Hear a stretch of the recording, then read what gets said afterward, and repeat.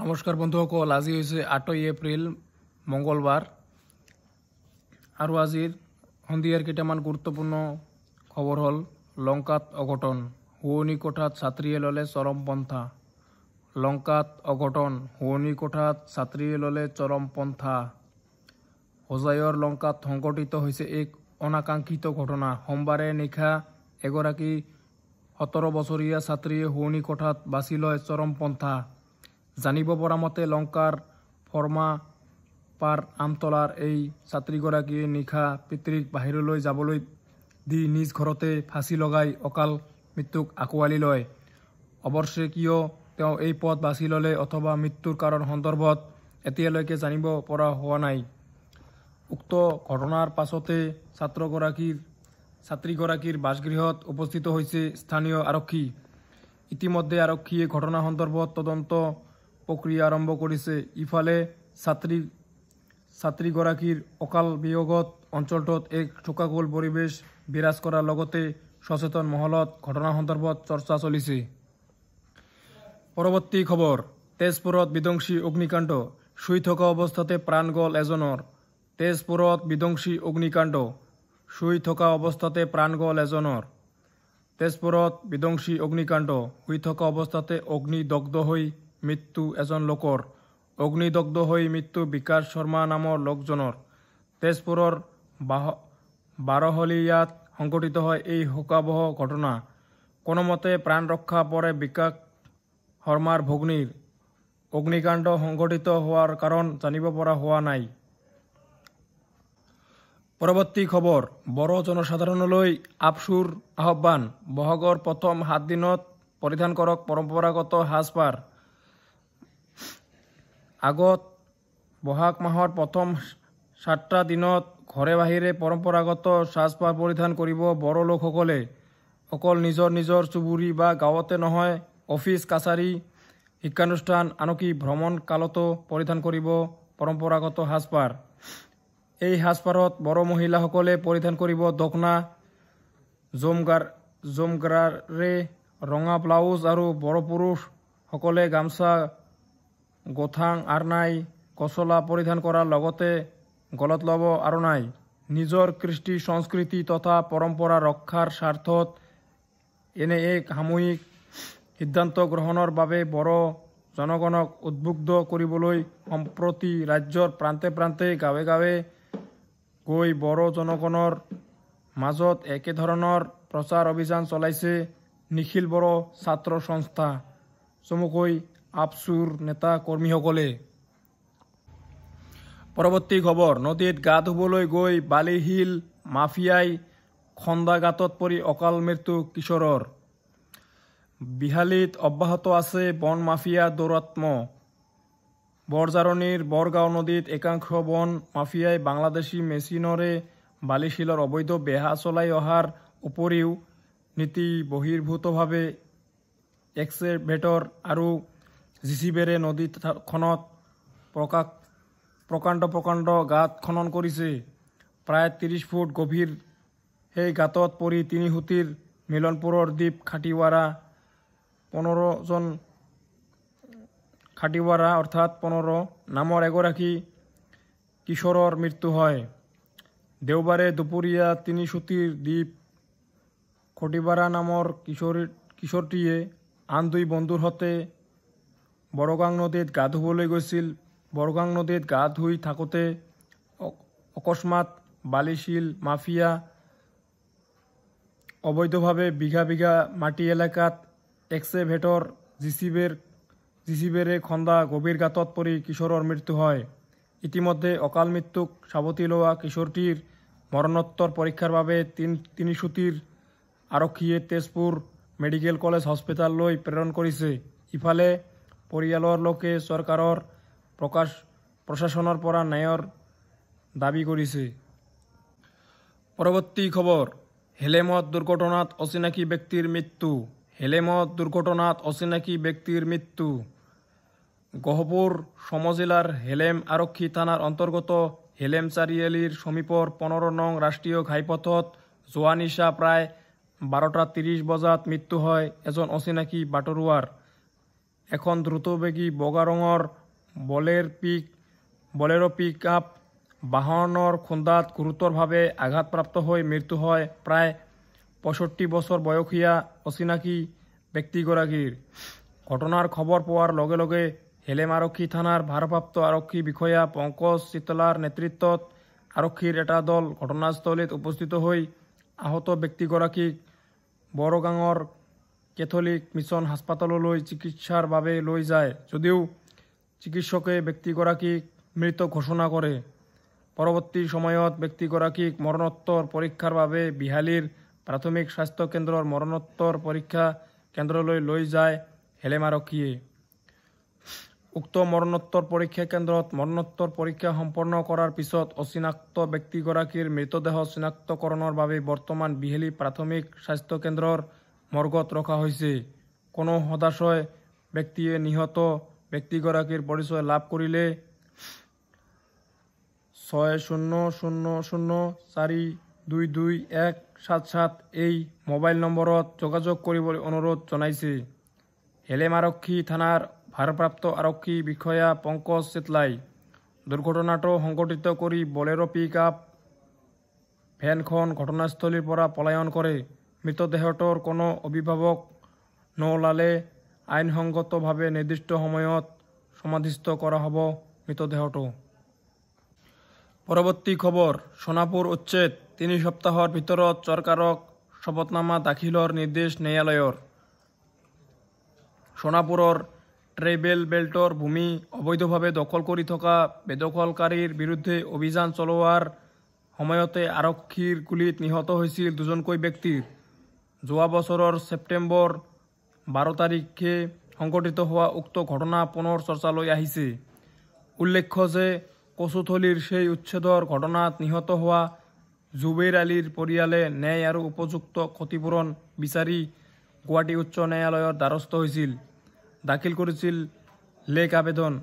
সেই লেক আবেদনৰ ভিত্তিতে গুৱাহাটী উচ্চ ন্যায়ালয়ে অসম চৰকাৰক সমগ্ৰ ঘটনা সন্দৰ্ভত শপতনামা দাখিল কৰিবলৈ ৩ সপ্তাহৰ সময় নিৰ্ধাৰণ কৰি দিছে।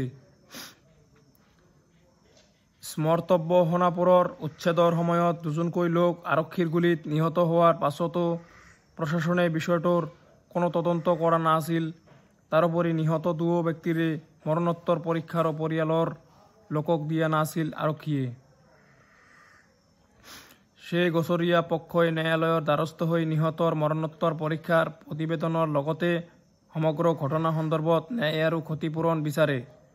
সেই অনুসৰিয়েই ন্যায়ালয়ে আজি এই নিৰ্দেশ প্ৰদান কৰিছে। পৰৱৰ্তী খবৰ শ্বেখ হাছিনাই বাংলাদেশী জনতালৈ দিলে বাৰ্তা, ইউনুছক আখ্যা দিলে দেশবিৰোধী। দেশ এৰি পলায়ন কৰি ভাৰত চৰকাৰৰ ৰাজনৈতিক আশ্ৰয়ত আছে যদিও যুঁজাৰু মানসিকতা যেন এতিয়াও হেৰুৱাই পেলোৱা নাই শ্বেখ হাছিনাই। বাংলাদেশৰ প্ৰাক্তন প্ৰধানমন্ত্ৰী তথা আৱামী লীগৰ মুৰব্বী শ্বেখ হাছিনাই ইতিমধ্যে বিধ্বস্ত হৈ পৰা দলটোক পুনৰ শক্তিশালী কৰিবলৈ ভাৰতৰ পৰাই চেষ্টা অব্যাহত ৰাখিছে।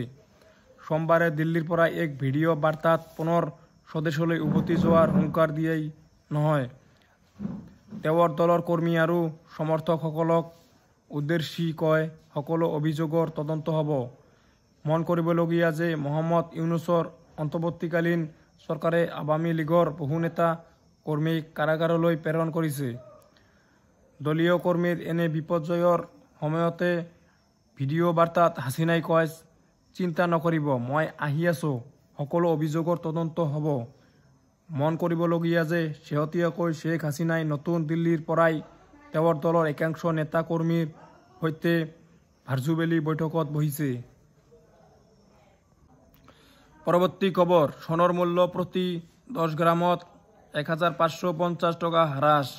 সোণৰ মূল্য প্ৰতি 10 গ্ৰামত ১৫৫০ টকা হ্ৰাস। মাৰ্কিন ৰাষ্ট্ৰপতি ডোনাল্ড ট্ৰাম্পে বিশ্বজুৰি জাৰি কৰা প্ৰতিশুল্ক ব্যৱস্থাই বিশ্বৰ স্বৰ্ণ বজাৰো অস্থিৰ কৰি তুলিছে। বাণিজ্যিক উত্তেজনা আৰু বৈশ্বিক মন্দাৱস্থাৰ আশংকাৰ বাবে ক্ৰমান্বয়ে অৱনতি ঘটিছে সোণৰ মূল্য। সোমবাৰৰ দিনটোত ভাৰতৰ বজাৰত সোণৰ দাম প্ৰতি 10 গ্ৰামত 1550 টাকা হ্ৰাস পায়। অৱশ্যে দেশৰ চহৰে চহৰে এই মূল্যৰ তাৰতম্য আছে। কালিৰ দিনটোত দেশৰ 99.9% বিশুদ্ধ সোণৰ মূল্য প্ৰতি 10 গ্ৰামত হৈছেগৈ 93,000 টকা। আনহাতে 99.5% বিশুদ্ধ সোণৰ মূল্য 1550 টকা হ্ৰাস পাই প্ৰতি 10 গ্ৰামৰ সোণৰ মূল্য হৈছে 91,000 টকা। পূৰ্বে এই 10 গ্ৰাম সোণৰ মূল্য আছিল 92,500 টকা। পৰৱৰ্তী খবৰ, পথ এৰি নিদিয়াৰ বাবে 3জনক গুলীয়াই হত্যা।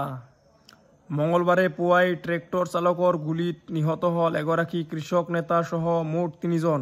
এই খবৰ বিয়পি পৰাৰ লগে লগে সমগ্ৰ দেশতে সৃষ্টি হৈছে চাঞ্চল্য। জানিব পৰা মতে ঘটনাৰ আঁৰৰ কাৰণ তেনেই সাধাৰণ। পুৱা এখন বাইকত 3গৰাকী ব্যক্তিয়ে এটা পথেৰে গৈ থকাৰ সময়তে আহে এখন ট্ৰেক্টৰ। সেই ট্ৰেক্টৰৰ পথ এৰি নিদিয়াৰ বাবেই খৰ্গহস্তকৈ ট্ৰেক্টৰ চালকগৰাকীয়ে গুলীয়াই হত্যা কৰে বাইক চালকগৰাকীৰ লগতে 2 আৰোহীক। নিহত বাইক চালকগৰাকী কৃষক নেতা পাপ্পু সিং। তাৰোপৰি ট্ৰেক্টৰ চালকগৰাকীৰ গুলীত নিহত হৈছে পাপ্পু সিঙৰ পুত্ৰ অভয় সিং আৰু পাপ্পুৰ ভাতৃ ৰিংকু সিং। এই ঘটনাৰ পাছতে আকৌ সমগ্ৰ ঘটনাই ৰাজনৈতিক গতিও লাভ কৰিছে, কিয়নো এই ট্ৰিপল মাৰ্ডাৰ কেছৰ সৈতে স্থানীয় পঞ্চায়তৰ প্ৰাক্তন মুৰব্বীগৰাকী জড়িত হৈ আছে। ঘটনাৰ প্ৰাৰম্ভিক খবৰ অনুসৰি এই চাঞ্চল্যকৰ ঘটনা মঙলবাৰে পুৱা ফাতেহপুৰৰ হাটগ্ৰাম থানা এলেকাৰ তাহিৰাপুৰ ছেকশ্যনৰ সমীপত সংঘটিত হয়। ঘটনাৰ বিৱৰণ অনুসৰি পাপ্পু সিঙে তেওঁৰ ভাতৃ আৰু পুত্ৰৰ সৈতে বাইকেৰে কৰবালৈ গৈ আছিল। সেই সময়তে স্থানীয় পঞ্চায়তৰ প্ৰাক্তন মুৰব্বী মন্নু সিং আৰু তেওঁৰ সহযোগীসকলে একেটা পথৰে এখন ট্ৰেক্টৰত যাত্ৰা কৰিছিল। অভিযোগ অনুসৰি ট্ৰেক্টৰখনক পাপ্পুৰ বাইকখনে পথ এৰি দিয়া নাছিল, ফলত দুয়োপক্ষৰ মাজত কাজিয়াৰ সূত্ৰপাত হয়। তাৰ মাজতেই মন্নু সিঙে হঠাতে বন্দুক উলিয়াই বাইক চালক পাপ্পু সিং আৰু তেওঁৰ সৈতে থকা ভাতৃ পুত্ৰৰ ওপৰত নিৰ্বিচাৰে গুলীচালনা কৰে। ফলত থিতাতে মৃত্যু হয় 3জন লোকৰ। পৰৱৰ্তী খবৰ, স্বামীৰ সৈতে সম্পৰ্ক শেষ কৰিব নেকি বক্সাৰ মেৰী কমে।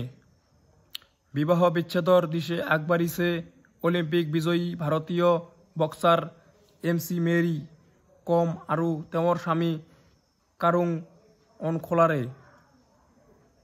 বক্সিং ইতিহাসৰ আটাইতকৈ সফল খেলুৱৈ মেৰী কম 20 বছৰ পূৰ্বে অনলাৰৰ সৈতে বিবাহ পাশত আবদ্ধ হৈছিল। উল্লেখ্য যে 2022 চনৰ মণিপুৰ বিধানসভা নিৰ্বাচনত অনলেৰৰ পৰাজয়ৰ পিছত দুয়োৰে মাজত অশান্তি আৰম্ভ হৈছিল। সেই সময়ছোৱাত পৰিয়ালটোৱে বৃহৎ আৰ্থিক লোকচানৰ সন্মুখীন হ'বলগীয়া হৈছিল। তাৰ পাছৰে পৰা আছুতীয়াকৈ আছে বক্সাৰগৰাকী। প্ৰাপ্ত তথ্য অনুসৰি বক্সাৰগৰাকী আৰু তেওঁৰ 4 সন্তান ফৰিদাবাদত থাকে, আনহাতে তেওঁৰ স্বামী পৰিয়ালৰ একাংশ সদস্যৰ সৈতে দিল্লীত থাকে। শেহতীয়া খবৰ অনুসৰি স্বামীৰ সৈতে বিবাহ বিচ্ছেদৰ প্ৰক্ৰিয়া আৰম্ভ কৰা নাই যদিও মেৰী কম আৰু অনলাৰৰ বিচ্ছেদৰ খবৰৰ মাজতে অন্য এক বিষয়ে বিশেষ চৰ্চা লাভ কৰিছে। পৰৱৰ্তী খবৰ, পঞ্চায়ত নিৰ্বাচনত বিজেপি অগপ মাজৰ আসনৰ বুজাবুজি হ'ব চন্দ্ৰমোহন পাটোৱাৰী। অসমৰ বন আৰু পৰিৱেশ মন্ত্ৰী চন্দ্ৰমোহন পাটোৱাৰী সোমবাৰে ধুবুৰীত উপস্থিত হৈ বিজেপি আৰু অগপৰ দলীয় কৰ্মকৰ্তাসকলৰ লগত এক বৈঠকত মিলিত হয়। আজিও মন্ত্ৰীগৰাকীয়ে আগন্তুক পঞ্চায়ত নিৰ্বাচনক কেন্দ্ৰ কৰি দক্ষিণ শালমাৰা আৰু মানকাছৰ জিলাৰ বিজেপি অগপৰ দলীয় নেতৃবৰ্গৰ সৈতে ধুবুৰী জিলা বিজেপিৰ মুখ্য কাৰ্যালয়ত এক বৈঠকত মিলিত হয়। ধুবুৰী, দক্ষিণ শালমাৰা, মানকাছৰত বিজেপি আৰু অগপৰ আসন বুজাবুজি হোৱাৰ কথা উল্লেখ কৰি মন্ত্ৰী চন্দ্ৰমোহন পাটোৱাৰীয়ে কয় যে ধুবুৰীৰ গোলগঞ্জ বিধানসভা সমষ্টিৰ 4টাকৈ জিলা পৰিষদ বিজেপিৰ, গৌৰীপুৰ বিধানসভা 4টাকৈ জিলা পৰিষদৰ 2টা সমষ্টি বিজেপিয়ে নিৰ্বাচন খেলাৰ বিপৰীতে 2টাকৈ জিলা পৰিষদ অগপ দলক এৰি দিব। ধুবুৰী বিধানসভা সমষ্টি 4টাকৈ, জিলা পৰিষদ সমষ্টি 3টাকৈ বিজেপিয়ে প্ৰতিদ্বন্দ্বিতা কৰাৰ বিপৰীতে অগপ দলক এৰি দিয়ে এটা আসন। দক্ষিণ শালমাৰা মানকাছৰ বিধানসভা সমষ্টি 4টাকৈ, জিলা পৰিষদত 2টা বিজেপিয়ে আৰু 2টা আসন অগপক এৰি দিয়ে।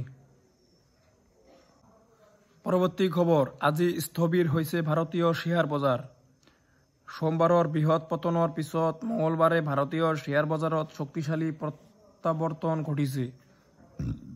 পুৱাৰ ব্যৱসায়ত BSE চেনচেক্স মূল্য 800 পইণ্টতকৈ অধিক বৃদ্ধি পোৱাৰ লগতে নিফটিয়েও 22,800 পইণ্ট অতিক্ৰম কৰে। এছিয়াৰ বজাৰৰ পুনৰুদ্ধাৰ আৰু আমেৰিকাৰ ভৱিষ্যতৰ শক্তিৰ বাবেই বজাৰৰ এই উত্থান ঘটিছে। পুৱা 9:09 বজাত চেনচেক্সৰ শ্বেয়াৰ 875.83 পইণ্ট বৃদ্ধি পাই 54.13 পইণ্টত বিক্ৰী হোৱাৰ বিপৰীতে নেফটিৰ মূল্য 285.15 পইণ্ট বৃদ্ধি পাই 22,446.75 হয়।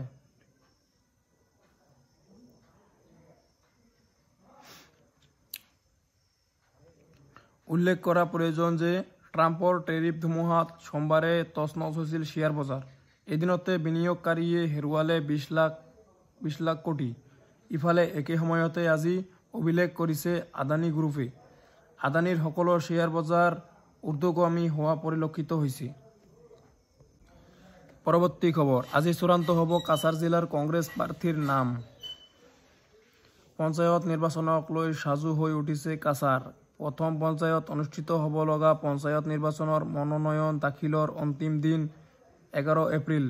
পঞ্চায়ত নিৰ্বাচনৰ প্ৰাৰ্থীৰ তালিকা প্ৰস্তুত কৰিবলৈ ইতিমধ্যে শিলচৰ কংগ্ৰেছ কাৰ্যালয়ত যথেষ্ট ভিৰ কৰিছে প্ৰত্যাশীসকলে। জিলাখনৰ 25খন জিলা পৰিষদ আৰু 126খন আঞ্চলিক পঞ্চায়তৰ প্ৰাৰ্থীৰ নাম চূড়ান্ত কৰিবলৈ কেইবাখনো বৈঠকত মিলিত হৈছে প্ৰাৰ্থী নিৰ্বাচন কমিটিসমূহ। আজিৰ ভিতৰত কাছাৰ জিলাৰ কংগ্ৰেছ প্ৰাৰ্থীসকলৰ নাম চূড়ান্ত কৰা হ'ব বুলি ইন্দিৰা ভৱনত আয়োজিত এখন বৈঠকত সিদ্ধান্ত লয়।